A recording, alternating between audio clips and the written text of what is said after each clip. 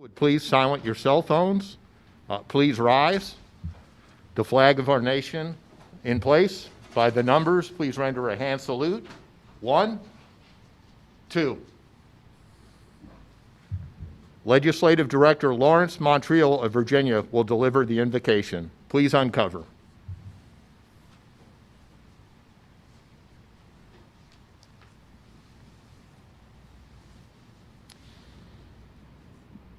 Dear Lord, thank you for this opportunity to gather today and celebrate our freedom. We're able to do so in this country because of our veterans and institutions such as free and open press. We are here to honor a member of the esteemed press who has always made a positive impact on society. We will always remember that the same constitutional amendment that grants us a free press also guarantees us the freedom to worship you in a manner that we please. In your name, amen.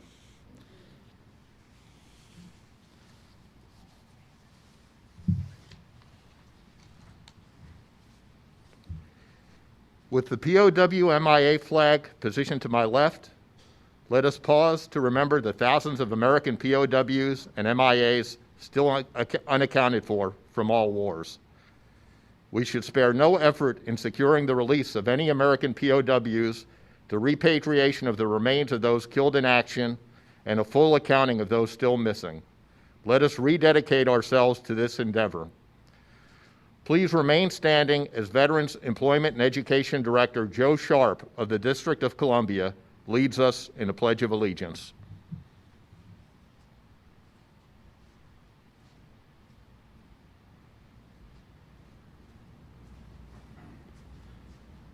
I pledge allegiance to the flag of the United States of America and to the republic for which it stands, one nation, under God, indivisible, with liberty and justice for all.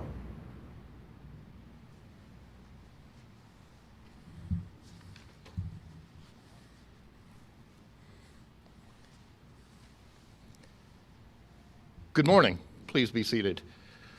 Fellow Legionnaires, staff, guests, and viewers of our web stream, welcome to the presentation of the American Legion 4th Estate Award for Print Journalism. My name is John Rauder, and I'm the Deputy Director for Media Relations. The 4th Estate Award is a prestigious national honor.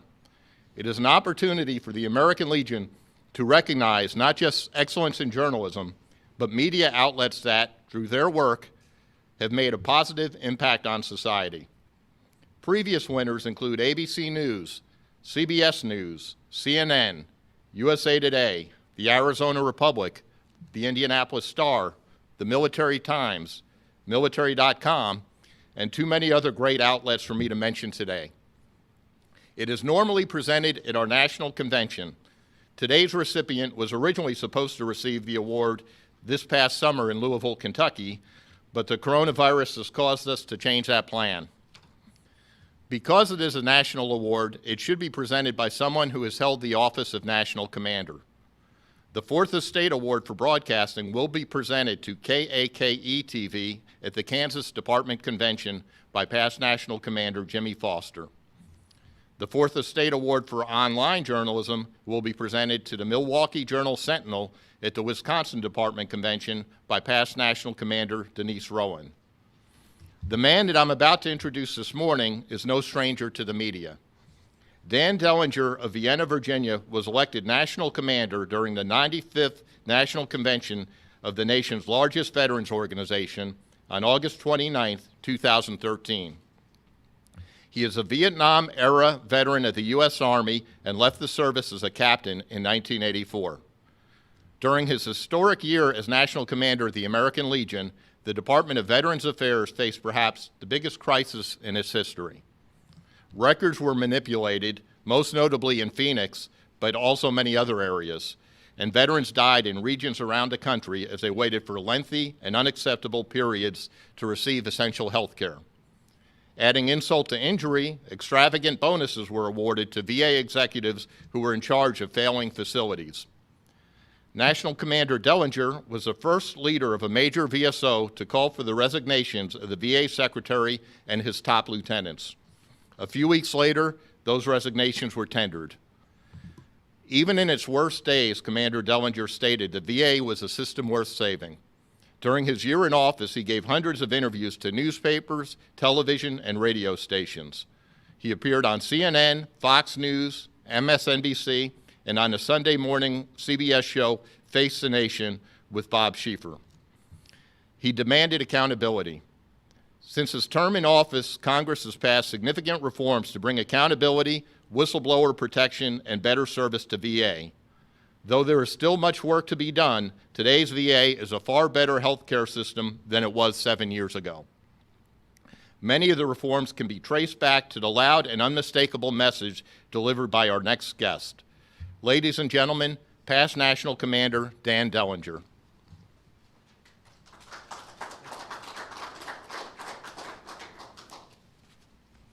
Thank you, John. It is a pleasure to be here to present such an important award. I also bring greetings from National Commander Bill Oxford, whose schedule did not permit him to be with us this morning. The media have undergone great changes since 2014. The American Legion did have a website and monthly magazine when I was National Commander, but they were not capable of delivering the immediate messages to the mass audiences we see today. Nor did we get massive traffic and instant feedback that we now receive on Twitter and other social media channels that have really taken off in recent years. The series we are honoring here today took on the issue of toxic exposures that have occurred and still occur in the military service. It is an issue of huge importance to the American Legion. Last month, National Commander Oxford testified before a joint committee of U.S. Congress. He encouraged members to reintroduce the Toxic Exposure in American Military, or TEAM Act, of 2020. On March 24th, Republican Senator Tom Tillis of North Carolina and Democratic Senator Maggie Hassan of New Hampshire did just that. This legislation would ensure that veterans exposed to toxic substances during their military service, including those who served near open-air burn pits, will receive access to critical VA health care and benefits. The American Legion was a leader in the fight to obtain benefits for veterans exposed to Agent Orange. We must do no less for the current generation of American heroes. Looking back at the crisis we faced in the VA during my term as National Commander, there is simply no way we could have gotten our message out effectively without Main Street media. But this is nothing new. If you read about the history behind the passage of the original GI Bill, you will find the American Legion had an extremely important ally. His name was William Randolph Hearst. He used the editorial weight of his entire newspaper chain to lobby Congress and the President to do the right thing for the nation's veterans. The American Legion recognized him with our Distinguished Service Award right after the close of World War II. I'm not here to bash our elected officials. Many enter public service with honorable intentions. But there is nothing like transparency and media attention to ensure that they do the right thing. The American Legion Fourth Estate Award doesn't just recognize excellence in journalism, it recognizes work that has had an impact. Winning entries have to provide documentation that their pieces made a difference. Such is the case with the news organization McClatchy and the Veterans and VAERS reporter Tara Copp, whom we honor here today. We're also pleased to have with us this morning the editor of the series, Toby Zachariah. But before we meet them, let's first watch this video component of the award-winning print series, Stricken.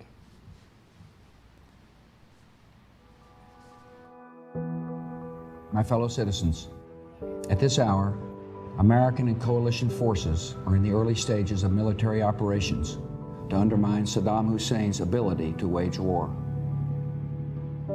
I was in Iraq, I was with my brothers, thinking like, I'm in war right now. You're in that rough, crazy environment. You're ready for it, so to speak. trained for it. But cancer is like a different monster. When I was diagnosed with cancer, it was more like, I'm fucked. The life expectancy of multiple myeloma is 5 years. 5 years. You can't do nothing in 5 years. That's when it all hits you. Why did this happen? I got cancer because of my service in the military. And there could be hundreds, thousands of other veterans behind me getting cancer from their service.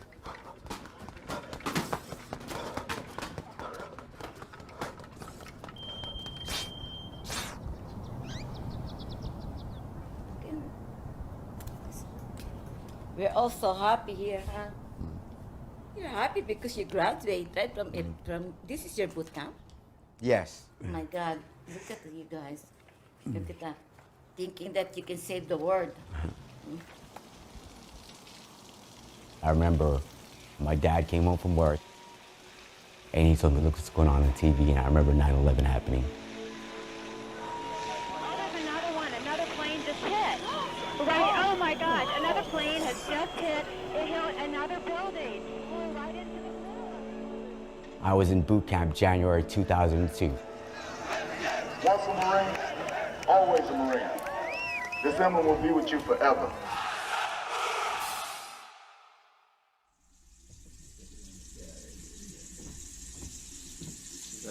That'll show you what you really have left. Look at the stuff that's coming out. I basically laid in bed all day today. Got some really bad dryness going on, blistering. It's one of the side effects from the chemotherapy that I went through.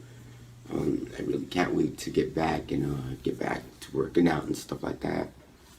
Get the stem freaking line out of my arm.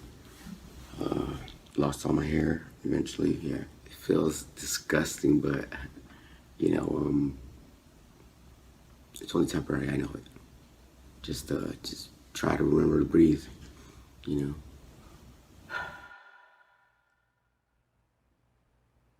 What made me realize that the cancer was related to my service in the military was the other veterans.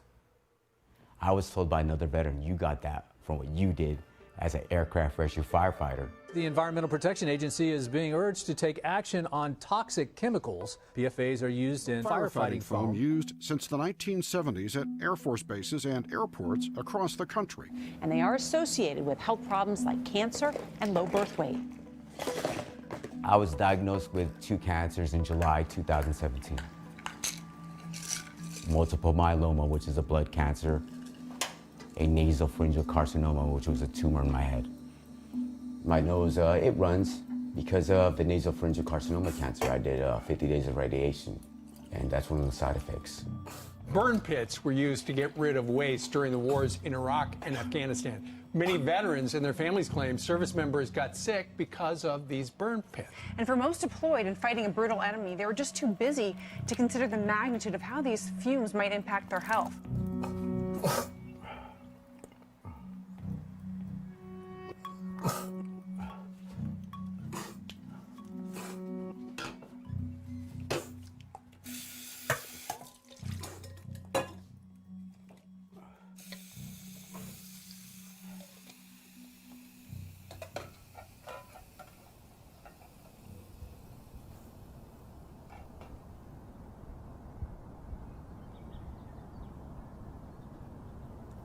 I've done a lot of stuff in my life already. Like I joined the Marine Corps, went to war, got on the boxing team. Now we're gonna get you a good girlfriend. I'm waiting for that day. My question is that, do you feel any pain when the hair come out? No, not pain. No pain at all. No pain at all. When my hair started falling off, it was just, it got to go because I couldn't sleep. Because remember how nasty my bed would be because of the hair falling out? And, yeah. When you told me your life is only 5 years, I don't want to show you how I'm scared I am, but I am. That's painful, you know. Yeah. When I think about that time, it's like, oh my God. every night. That's only my prayer, is for you to have a normal life, because I don't want to see my kids go before me. Why are you gonna send young 18-year-olds, 19-year-olds out there to a war zone without the right equipment? I love you, Mike. So proud of you. What's the value of life? Luckily, the VA is covering all the costs for all my treatments. So right now, yes, the VA is recognizing that my time in the service caused my cancers. But I know veterans that have been denied. He put in for a few things. Some of them were denied. PTSD, a left hand condition that he has, allergic rhinitis. I'm not gonna leave my brother behind. What's up, brother? Good. You doing, man? Yep. I appreciate you helping me out. Yeah, here's a letter. What was your claim like, or your appointment like? I hated like opening up. I hated talking about like the stuff that we've been through and all that stuff. But the thing is, if you They ask you questions like that? they're gonna ask you. They're gonna possibly open up like that dark side, the side that you don't want to even deal with.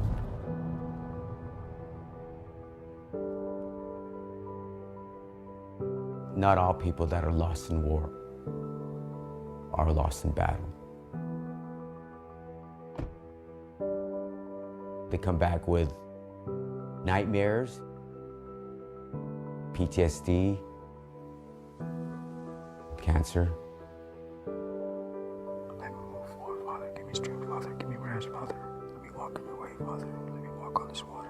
You do ask, like, God, why me? Walk on this tightrope that I'm walking. Now I realize, oh, okay, that's why. Good work. Let me fight the good fight, Father. I get it now. Let me live in your way, Father. Because I'm supposed to help people out. Spirit, amen.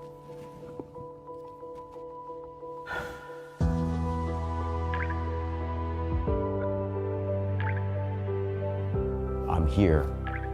I may not be here tomorrow. I want to do something to help change somebody else that is going to be here tomorrow. Good job, good job.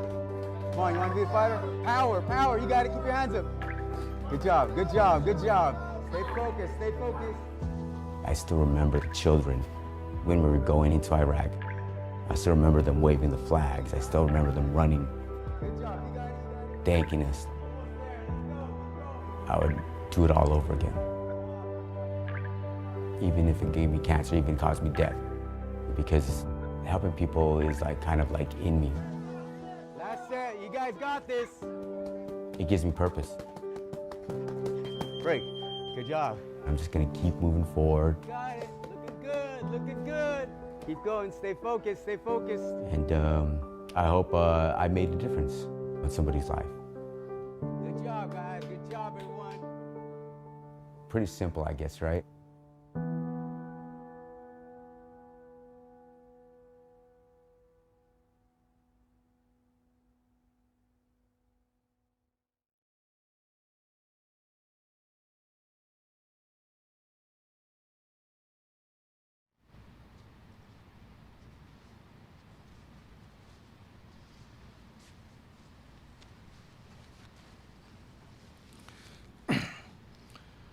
Tara Copp and McClatchy's data and visual teams painstakingly researched the stories behind the numbers. The stories of cancer clusters experienced by our military aviation community. Stories that revealed rising rates of urinary, prostate, blood, and pancreatic cancer in cancer patients or patients at VA. Did the stories have an impact? Days after the series was published, VA Secretary Robert Wilkie told McClatchy he was, quote, very concerned about the cancer rates. At a conference in November 2019, one of VA's chief researchers promised to make toxic exposure a major subject of VA research in fiscal year 2021. In February 2020, two members of Congress who happened to be veterans, Democrat Elaine Luria of Virginia and Republican Adam Kinzinger of Illinois, cited McClatchy's report when they introduced the Military Pilot Cancer Incident Study Act. The bottom line is that the series STRICKEN is not just high quality, but it's also high impact. So without further delay, I would like to present to McClatchy the American Legion 2020 Fourth Estate Award for Print Journalism. Tara and Toby, would you please join me?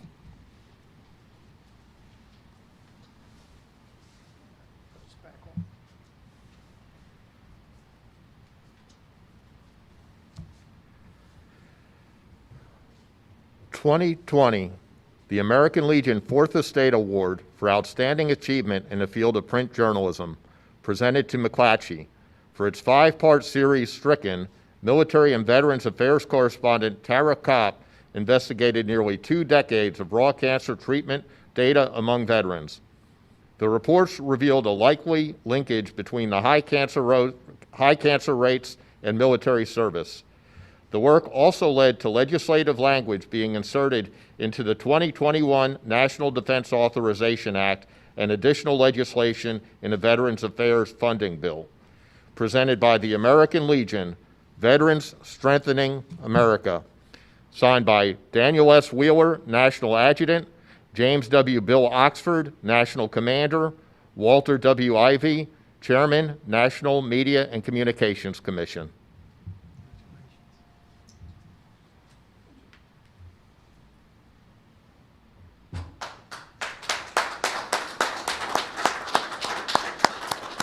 You'd like to say a few words.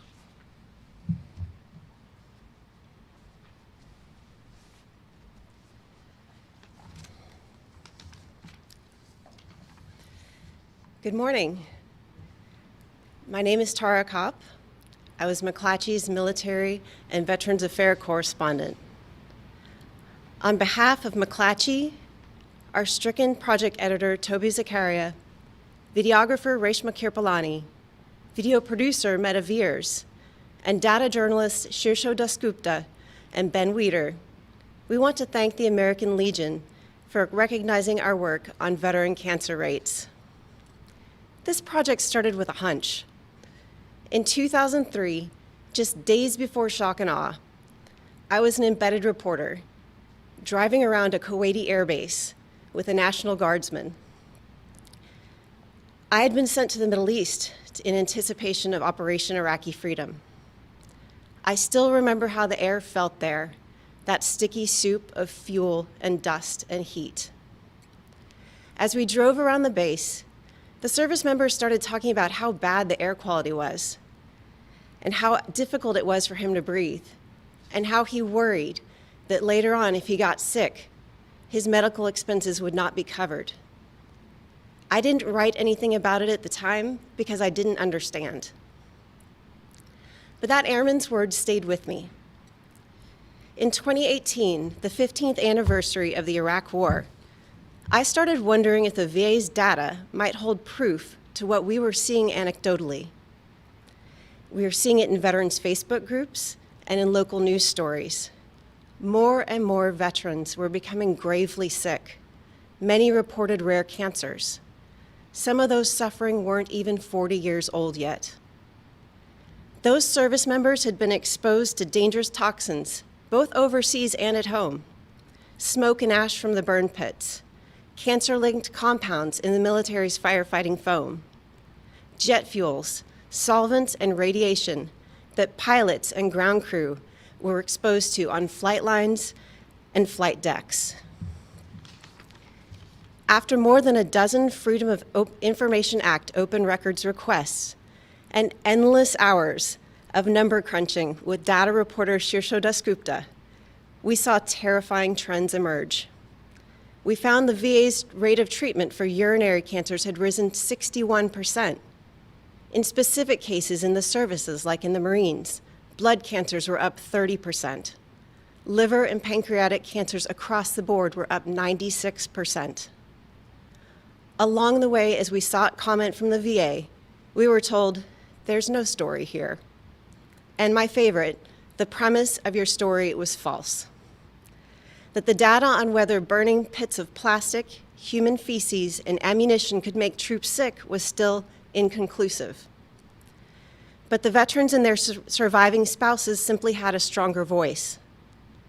The VA's argument that there's no story here paled in comparison to discovering that 4 commanding officers at China Lake's elite weapons testing base, all former top Navy aviators, had all died of cancer in relatively quick succession, or that the Air Force had found clusters of brain cancers among its F-15E Strike Eagle pilots. Our stories opened the floodgates. We heard from veterans across the country about their similar experiences. It led to McClatchy's groundbreaking December 2019 story on K2, Karshi-Khanabad, Uzbekistan, the former Soviet base where US sent forces weeks after 9/11. K2 not only had burn pits, it had a black goo of decades of old Soviet and Uzbek jet fuels and solvents that oozed from under service members' feet. It had the remnants of enriched uranium and chemical weapons from crumbling Cold War storage sites. And over the 4 years it was home to 15,000 US troops, those 4 years, it was used as a base for 15,000 US troops to launch attacks against the Taliban and Al-Qaeda. It didn't take long for those K2 veterans to get sick too. Hundreds report rare cancers. Thousands report neurological diseases, bone and joint illnesses, and reproductive challenges. But when they went to the VA, often all they got was a blank stare. K2 wasn't a place the VA recognized for toxic exposure. Men and women who had responded to the attacks without question couldn't get the government to recognize the health dangers they now faced. I know this is not just a post-9/11 story. It's a generational story.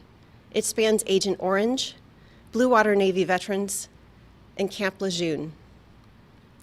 The good news is that media attention, not only from McClatchy, but outlets across the country, has swelled on toxic exposure.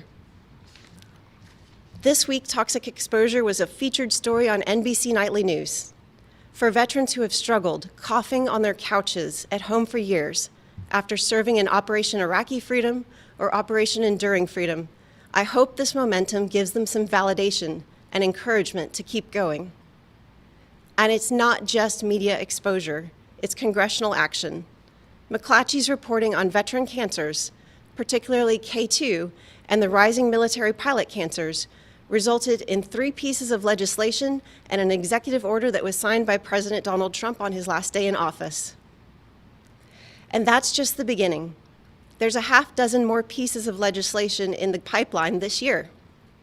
Just yesterday, a coalition of veterans groups were on Capitol Hill with comedian Jon Stewart, who now champions their cause after advocating for sickened World Trade Center first responders for years.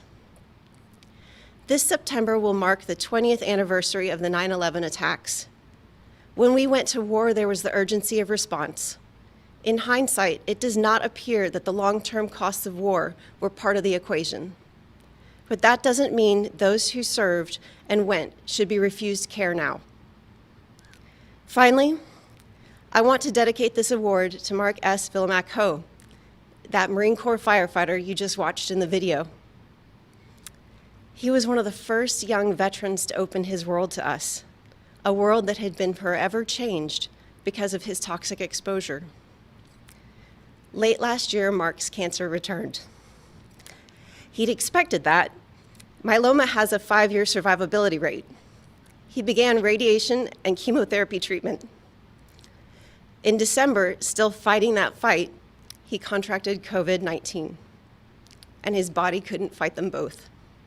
He died December 27th at the age of 41. Now his mother, Ludi, fights for him.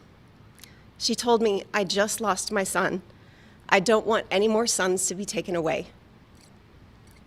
Again, to the American Legion, thank you for honoring us today and for all you do for the nation's service members and veterans.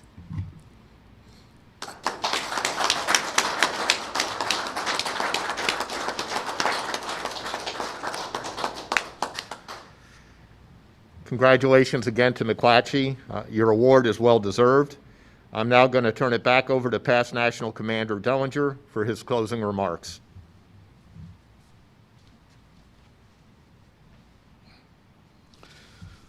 I want to also congratulate Tara, Toby, and the entire McClatchy team.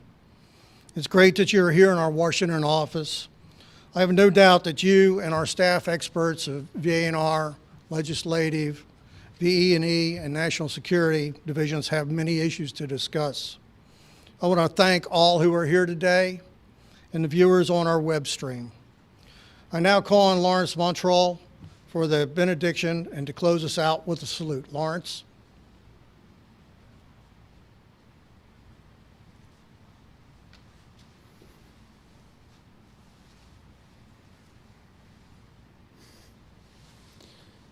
Lord, thank you for the awareness that you have given us about the sacrifice and pain experienced by so many veterans and their families.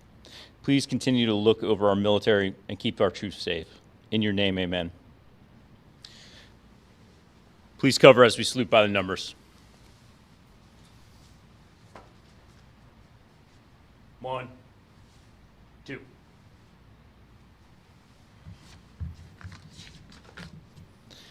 This concludes today's presentation.